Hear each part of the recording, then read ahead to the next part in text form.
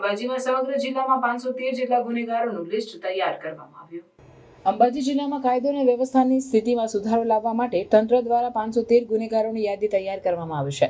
આ કાર્યવાહીનો મુખ્ય હેતુ અસામાજિક તત્વોની ઓળખ કરી તેમના પર નિયંત્રણ મેળવવાનો છે। આ પગલા અંતર્ગત તંત્રએ 5 અસામાજિક તત્વોના વીજ કનેક્શનો અને 3 પાણીના નળ કનેક્શનો કાપી નાખ્યા છે। આ પગલાથી તંત્રએ સંકેત આપ્યો છે કે ગેરકાયદેસર પ્રવૃત્તિઓમાં સંકળાયેલ લોકો સામે કડક કાર્યવાહી કરવામાં આવશે। આ કાર્યવાહીથી સ્થાનિક નાગરિકોમાં સુરક્ષા અને વિશ્વાસની ભાવના વધે તેવી અપેક્ષા છે। તંત્ર દ્વારા અસામાજિક તત્વો સામેની આ કાર્યવાહીથી કાયદાનું પાલન સુનિશ્ચિત કરવામાં મદદ મળશે। આગામી સમયમાં તંત્રએ આવા ગુનેગારો સામે વધુ સઘન કાર્યવાહી કરીને કાયદો અને વ્યવસ્થાની સ્થિતિમાં વધુ સુધારો લાવવા પ્રયત્ન કરવો જોઈએ। આથી સ્થાનિક નાગરિકો વધુ સુરક્ષિત અને શાંતિપૂર્ણ જીવન જીવી શકે।